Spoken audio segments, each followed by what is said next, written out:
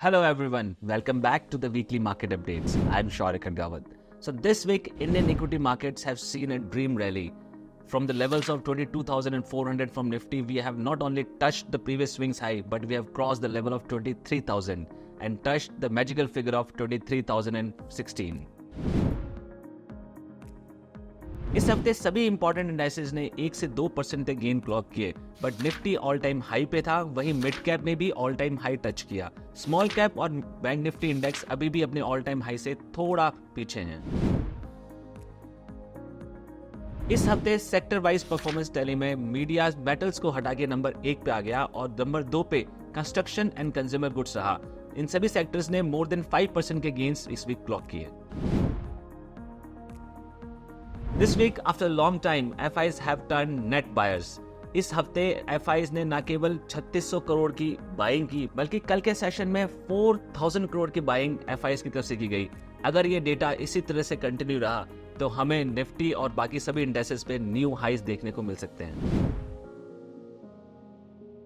In international and domestic both markets, commodities have cooled off this week, be it gold, silver, copper, zinc और crude oil. जहां gold मोर और less consolidate करता हुआ नजर आया, वहीं सिल्वर ने इस हफ्ते 8% के नेगेटिव रिटर्न्स क्लॉक किए।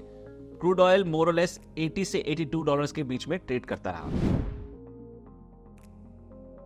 जहां यूएस मार्केट्स एनवीडिया के अमेजिंग रिजल्ट्स के दम पर लगातार कई दिनों से अपवर्ड ट्रेजेक्टरी में ट्रेड कर रहे थे, बट कल के इकोनॉमिक डेटा के आने की वजह से सभी इंडाइसेस में मेजर फॉल देखा गया। अच्छे इकोनॉमिक ग्रोथ डेटा से आने वाले इंटरेस्ट रेट कट की होप्स पे एक बार फिर से क्वेश्चन मार्क लग गया है।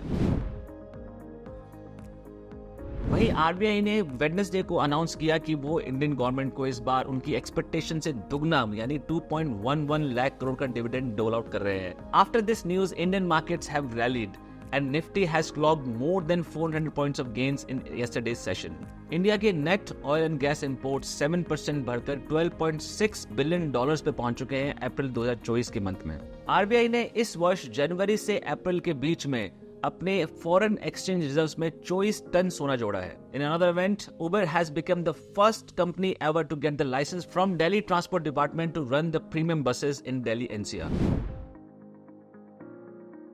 वहीं डालमिया भारत ने तमिलनाडु में अपना एक नया सीमेंट प्रोडक्शन का प्लांट स्टार्ट किया है, जिसकी कैपेसिटी 1 मिलियन टन के आसपास होगी। डिलीवरी ने शुगर कॉस्मेटिक के साथ पार्टनरशिप करके पैन इंडिया में डिलीवरी करके B2B बिजनेस में उतरने का फैसला किया है। This is it for the week. Will come with more updates next week. Till that time, stay tuned with us. Thank you so much.